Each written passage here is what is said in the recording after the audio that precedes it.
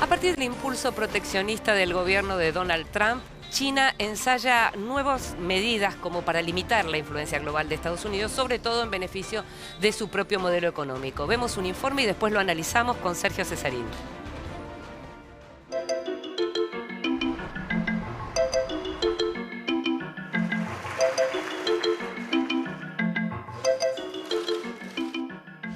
Hace semanas, un editorial de Xinhua, la agencia oficial de noticias china, despertó preocupación en los Estados Unidos.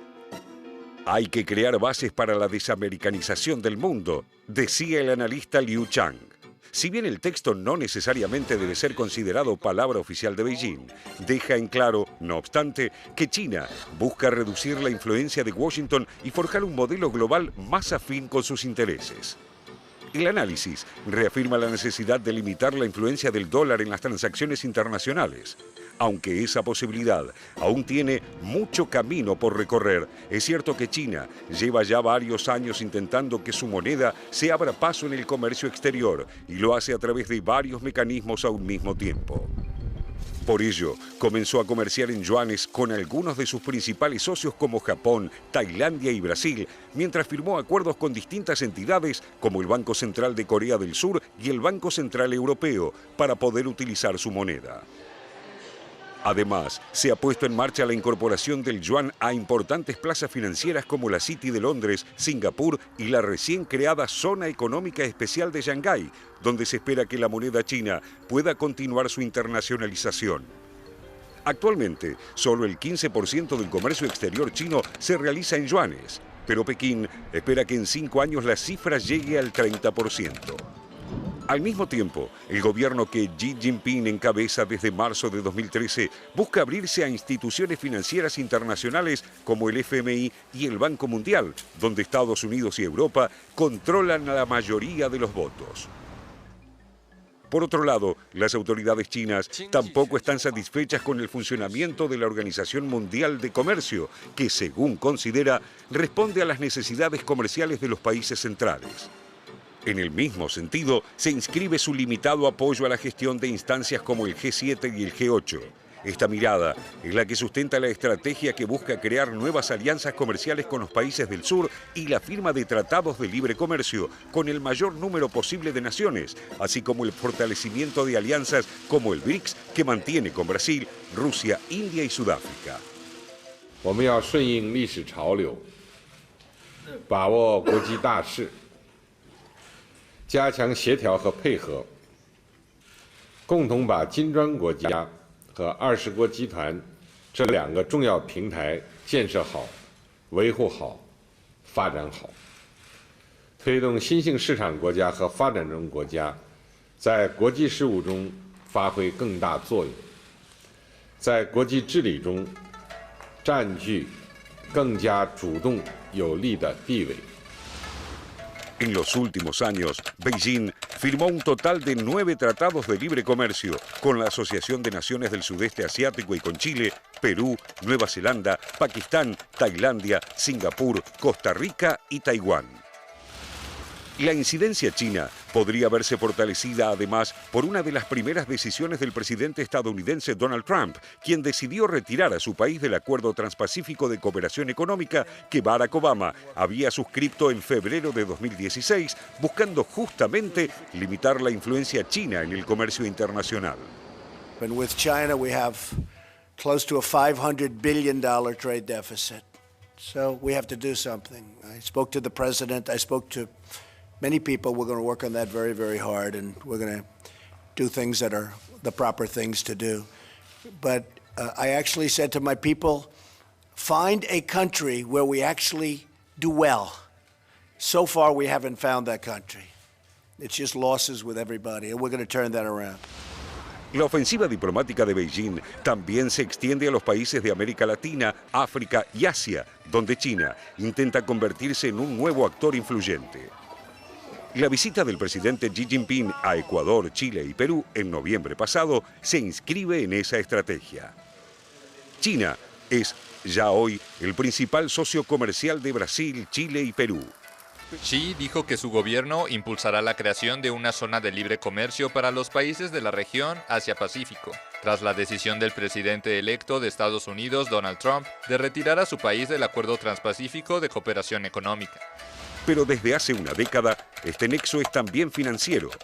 Desde 2010, los préstamos de China a la región superan los 120.000 millones de dólares, cifra comparable a los otorgados en ese lapso por los tres principales bancos internacionales de desarrollo en conjunto, el BID, el CAF y el Banco Mundial. En este escenario, México es donde el avance chino es más notorio y podría incluso adquirir mayor protagonismo, motorizado además por el enrarecimiento de las relaciones entre ese país y Estados Unidos desde la llegada de Trump a la Casa Blanca. Un mayor proteccionismo, el endurecimiento de la política antimigratoria y la construcción de un muro en la frontera impulsarían aún más a México en dirección de Beijing. Claro que intervenir en esa relación no es tarea sencilla, dado el enorme peso de Estados Unidos para la economía mexicana y su vecindad estratégica. Hoy China es el segundo socio comercial de México y el tercer destino de sus exportaciones. Un paso más en una iniciativa que, como admite Jinhua, construye con paciencia oriental la desamericanización del mundo.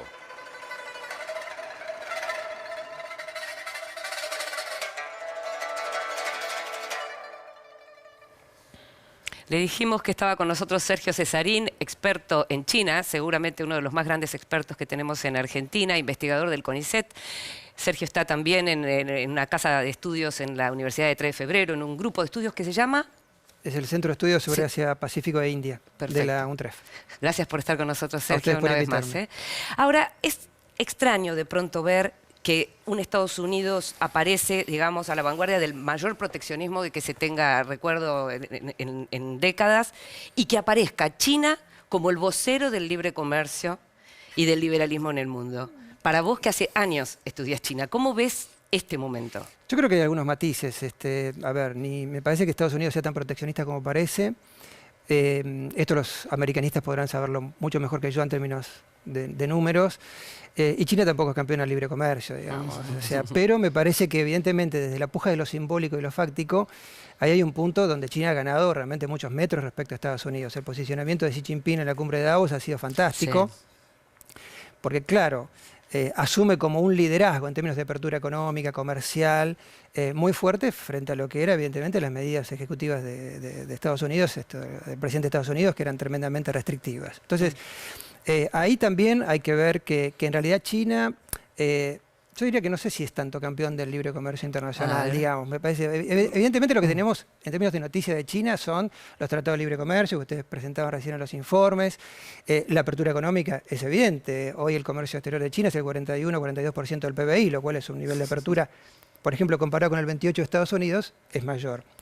Pero no obstante eso, en ocasiones, el mercado internacional suele encontrar muchas restricciones para operar en China. Muchas empresas no encuentran facilidades. Ha habido durante estos últimos años algunas medidas un tanto restrictivas respecto a la localización de inversiones, a las preferencias otorgadas a empresas extranjeras, a limitaciones sobre la erradicación de determinado tipo de inversiones en algunas industrias y sectores del país, que ha sido parte de lo que ha generado esta fenomenal transición económica, denominada como, en líneas generales, como una transición hacia la mejora en las condiciones del escenario económico interno de China. Entonces, obviamente que China es una economía mucho más abierta, una economía con una actitud fuertemente proactiva en inversión externa. Evidentemente, los capitales chinos fluyen hacia el mundo de manera muy dinámica, desde el punto de vista de la liberalización financiera también. Pero yo matizaría de alguna manera esto de volcar, de alguna manera, hacer una especie como de correlación directa, ¿no? Sí. Entre lo que pierde Estados Unidos como en términos de eventual... de cerrarse. Claro, de encierro, a que directamente trasvase a China. Pero, como decías bien, como ustedes comentaban antes también, los mensajes son muy fuertes y, bueno, a nivel de más media internacional o a nivel de la opinión política internacional. Pero además lo que genera como mucha curiosidad es, ¿por qué seguimos diciendo que China es un país comunista? Bueno, porque en realidad está gobernado por el Partido Comunista Pero, Chino. digamos, eso es una formalidad, en principio, ¿no? Exactamente, Sí. exactamente. Digamos, de alguna manera, desde el punto de vista del poder político, el sostenimiento del poder político, de la centralización de poder, del control y dominio de los principales ámbitos de poder, sin duda el Partido Comunista Chino tiene el monopolio prácticamente del poder. Ahora, desde el punto de vista fáctico, concreto, o desde el punto de vista económico, hay una multiplicidad de intereses y diversos intereses que se han ido formando y creando desde el comienzo mismo de las reformas, que hacen que China sea prácticamente un país de capitalista, digamos, de manera objetiva, un país capitalista. Y esto, yo cuando ustedes generosamente me invitaron pensaba, ¿no? Digamos, hay aspectos muy interesantes para saber algunas cuestiones que tienen que ver con la dinámica política interna de China. Y ahí, en esto de capitalista o no capitalista, hay un debate interno muy fuerte entre distintas escuelas de pensamiento político y económico en China. Entonces, que puede llevar muchos años dirimir, digamos, por ¿no? Supuesto, por cómo son ellos. Pero ¿sabes por qué, Inde? Porque piensan que China es demasiado capitalista. Claro. Entonces, fíjate, no dicen China es un país comunista o plantean, hay muchas líneas de pensamiento, pero las dos grandes líneas, digamos, no dicen China es un país marxista, leninista o anticapitalista, sino dicen, bueno, China es demasiado capitalista. Parte de la transición y de los cambios políticos y económicos tienen que ver cómo moderar el excesivo, entre comillas, capitalismo en el que China está atravesando y que fundamentalmente se expresa a través de grandes niveles de desigualdad. Va a consultar Natalia. Sí. Sergio, ¿cómo se va a dar en esta nueva etapa la pelea que mantiene China dentro de la Organización Mundial de Comercio? Digamos, Obama logró demorar esta situación, creo que ha influido en que los países no ratifiquen esta situación que se arrastra desde 2001. Y me gustaría saber cómo va a ser este duelo, porque además también en ese sentido me gustaría saber qué pensás de este cambio en los programas estos de largo plazo que tienen los chinos, sus quinquenales son, de pasar de un periodo de la manufactura, de la cantidad a la calidad, ¿no? O sea, ¿es verdaderamente un peligro la China y su nuevo modelo económico, ese que quiere construir? Empezaría por la última. Digamos, yo creo que ellos ven, no sé si es un peligro para el mundo, pero ellos encuentran muchos riesgos en esta transición. Lo que decís es cierto, hay un cambio muy profundo, hay una profunda reestructuración industrial a través de un proceso de automación, robotización, de búsqueda de incremento de la productividad industrial, para seguir manteniendo la competitividad general de la economía que permita seguir generando instancias de comercio e intercambio a nivel mundial. Entonces, en ese sentido, están atravesando una fase bastante crítica, bastante problemática desde el punto de vista del reordenamiento del sistema económico. Entonces, ahí ellos notan riesgos porque, bueno, sabes también que detrás de esto se esconde el gran debate sobre si China va a poder vencer o saltar la trampa de una economía de ingresos medios. Entonces diría que ahí hay riesgos. En principio uno podría suponer que para el sistema internacional esta mayor apertura vía esta mayor reconversión industrial de China va a ser positiva. Yo lo veo en términos positivos incluso para la región porque, bueno, significa canalización de inversiones, erradicación de industrias, deslocalización productiva, pero eso va a requerir de muchas economías, incluso como dije las nuestras, un manejo y una gestión de esas opciones u oportunidades que China va a traer aparejada a través de este fenómeno de reconversión tan profunda. Respecto a la OMC, se me ocurre en principio comentarte lo siguiente. Yo creo que China se ha beneficiado muchísimo, ¿no?, de su ingreso a la OMC en el 2001. Digamos, costo-beneficio, la economía china se ha abierto mucho más, el comercio exterior se ha expandido, ha ganado presencia en mercados en los que cuando ha tenido que negociar los protocolos de accesión a nivel bilateral, ha ganado presencia en esos mercados y ha fortalecido posiciones a través de la inversión y la canalización de préstamos. Lo que China me parece debate, o el debate de la OMC encubre otro macro debate, podemos decir así, que es lo que Xi Jinping planteó también y que no se dice tanto en el foro de Davos. Xi Jinping planteó, hay que corregir o hay que reformular el orden político internacional, fácticamente se está produciendo.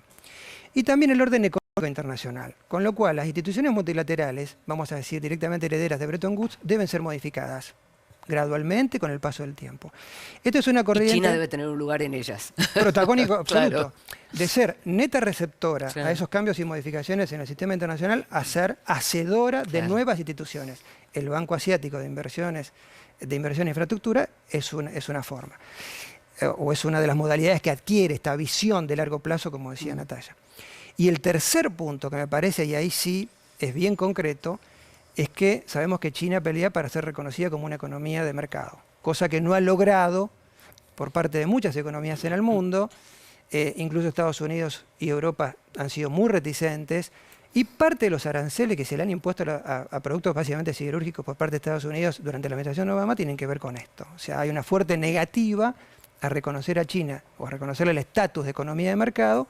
Entonces, con más razón, China ve que, bueno, es necesario pujar por modificar ciertos aspectos en la toma de decisiones que garanticen que este tipo de ventajas pueda lograrlas de manera mucho más rápida.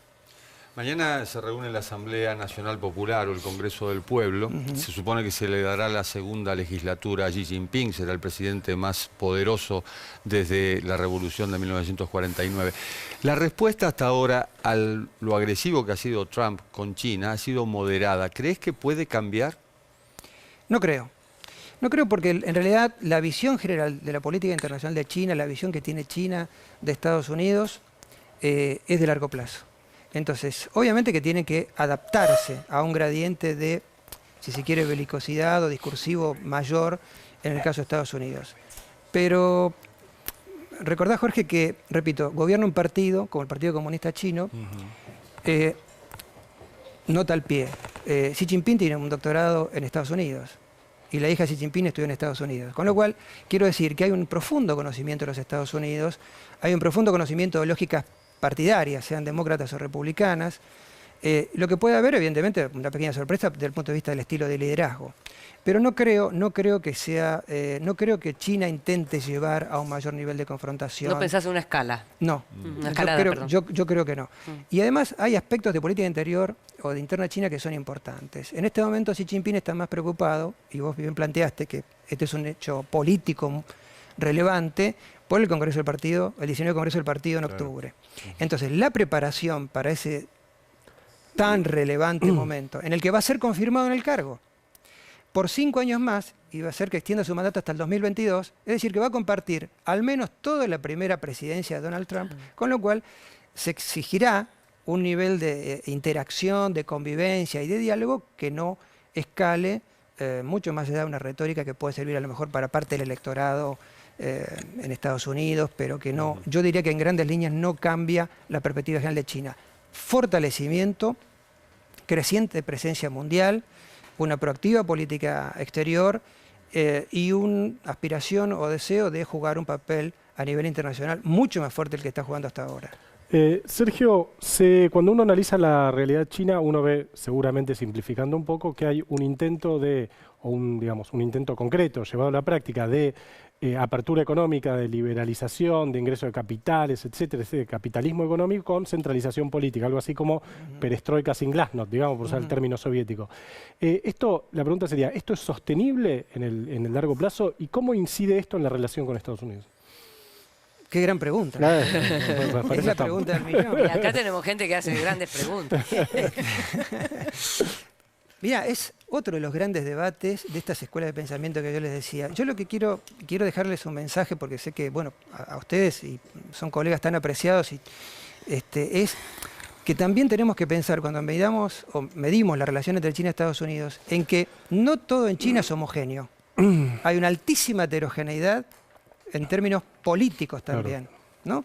Donde no todas las líneas internas del partido son coincidentes con el estilo, los resultados y los objetivos del presidente Xi Jinping. Entonces, hay una fuerte discusión económica desde el punto de vista de hacia dónde va China, hacia dónde va este modelo, que por más que sea un modelo de transición, hacia dónde se dirige en términos de, repito, inequidad, tensiones sociales, problemas derivados de un modelo de crecimiento o desarrollo, mejor dicho, desequilibrado medioambientalmente.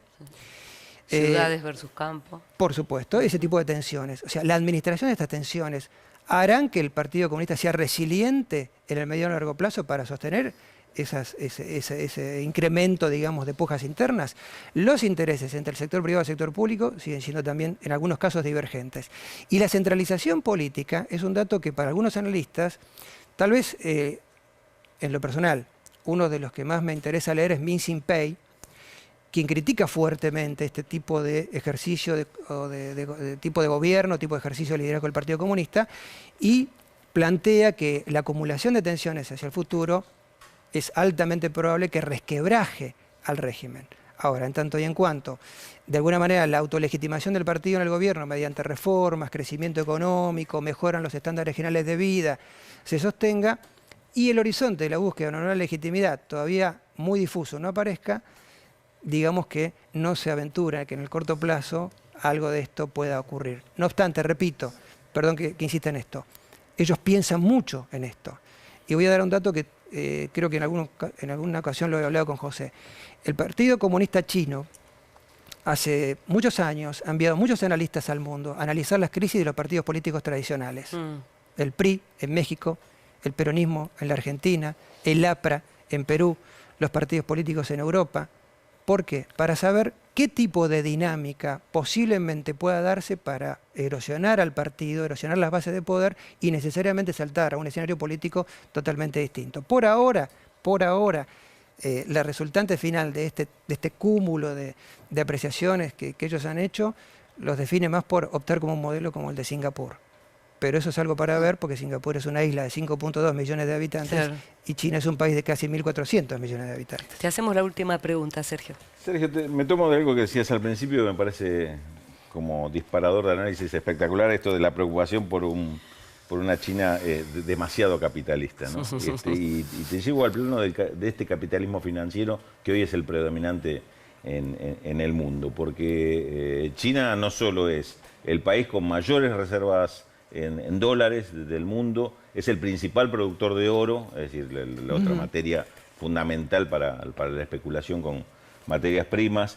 Creció muchísimo en cuanto a su incidencia en los préstamos al mundo, inclusive lo veíamos en el informe, en América Latina ha superado los préstamos del Banco Mundial en los últimos años. ¿Cómo ves en este terreno la disputa que se puede dar por la hegemonía financiera entre China y lo que puede ser el bloque o el eje Londres-Nueva York? Sobre todo que además tenemos, no solo que tenemos a Trump en el gobierno de Estados Unidos, sino además tenemos un Brexit que también puede cambiar el escenario. Has hecho una pregunta con múltiples dimensiones, Raúl. Ahí hay, a ver, desde el punto de vista del poder financiero, bueno, creo que es una herramienta en el que China ha ido ganando creciente influencia a nivel internacional mediante la canalización de préstamos, financiamiento. Las economías latinoamericanas eso lo sabemos muy bien. China está envuelta en un importante proyecto que es la One Belt, One Road, es el proyecto de interconexión y de conectividad euroasiática, cuyo instrumento, cuya plataforma, digamos, de financiamiento es, como decía antes, el Banco Asiático de Inversión en Infraestructura, digamos, ¿no? Entonces ahí me parece que hay un juego cada vez más importante a nivel de finanzas internacionales, la incorporación del renminbi a la canasta de moneda del Fondo Monetario Internacional, la demanda china de ocupar un creciente papel en este tipo de instituciones financieras, Fondo Monetario, Banco Mundial, ha ido demostrando, ha ido acompañando, digamos, esta mayor presencia financiera de China a nivel internacional. El 35% de las reservas externas de China son bonos del Tesoro de los Estados Unidos. China incrementará